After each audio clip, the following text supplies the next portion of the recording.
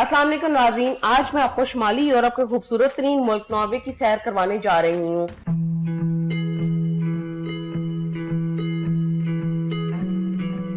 जिसका मुकम्मल नाम किंगडम ऑफ नॉर्वे है। नॉर्वे का कुल रकबा तकरीबन 3.5 लाख मुरब्बा किलोमीटर के लगभग है। 2020 के एक अंदाजे के मुताबिक नॉर्वे की आबादी तकरीबन 54 लाख अफराद पर मुश्तमिल है।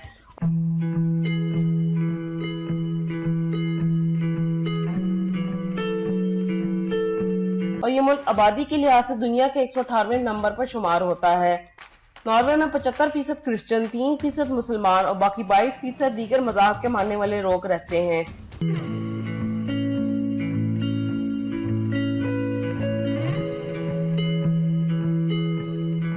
अगर हम नॉर्वे की तारीख की बात करें तो नॉर्वे पर 1380 में डेनमार्क के बादशाह की तरफ से नॉर्वे में अपना कानून और मजहब फैलाने के लिए फौज का इस्तेमाल करते हुए नॉर्वे को डेनमार्क का हिस्सा बना लिया था, जो कि 1814 तक डेनमार्क का हिस्सा रहा, जबकि बाद में नॉर्वे को स्वीडन के साथ रुकनीयत बनाना पड़ी, जो कि आने वाले 91 सालों तक बनी रही।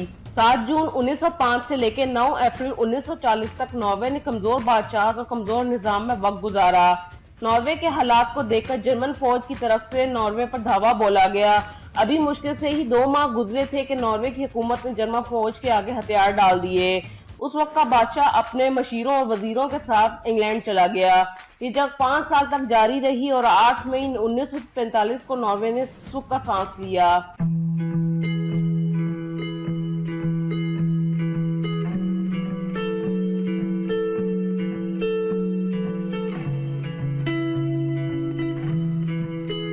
ओस्लो नॉर्वे का दारुल हुकूमत है और उसकी आबादी तकरीबन 10 लाख अफराद पर मुश्तमिल है और ओस्लो ही नॉर्वे का सबसे बड़ा शहर है। नॉर्वे के बारे में अगर दिलचस्प बात की जाए तो नॉर्वे दुनिया का दूसरा बड़ा सी फूड एक्सपोर्ट करने वाला मुल्क है। नॉर्वे में गैस और तेल के वसीह ज़खायर हैं। नॉर्वे के लोग रहन सहन के हवाले से पहले नंबर पर आते हैं। नॉर्वे यूरोप में सबसे ज्यादा तेल पैदा करने वाला मुल्क है। नॉर्वे की आमदनी का एक बहुत बड़ा हिस्सा तेल को एक्सपोर्ट करके हासिल किया जाता है।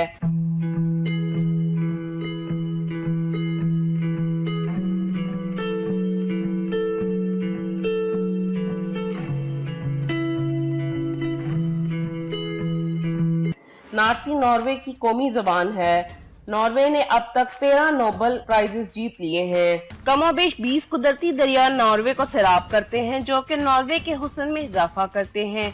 इन्हीं दरियाओं पर डैम बनाकर नॉर्वे 90% बिजली हासिल करता है।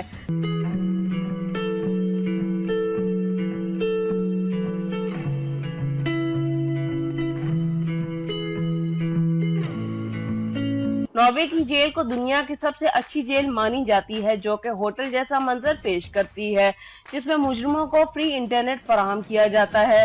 नॉर्वे में कैदी की सजा ज्यादा से ज्यादा 21 साल मुख्तस कर दी गई है। नॉर्वे में लोग किताबों का मुतालिया बहुत शौक से करते हैं। नॉर्वे में तालीम की शरह 9% के करीब है।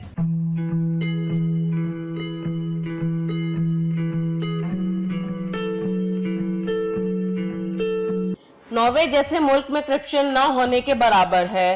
करप्शन किसी भी मुल्क की तरक्की में बहुत अहम किरदार अदा करती है और करप्शन का ज्यादा होना किसी भी मुल्क को बिगाड़ सकता है, जिसकी जीती जागती मिसाल आप लोगों के सामने है।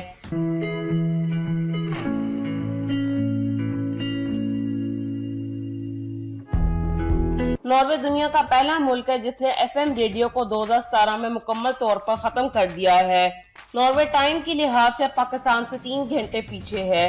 पाकिस्तानी कम्युनिटी नॉर्वे में तीसरी बड़ी कम्युनिटी शुमार होती है। नॉर्वे की पब्लिक यूनिवर्सिटी दुनिया के किसी भी स्टूडेंट के लिए फ्री है।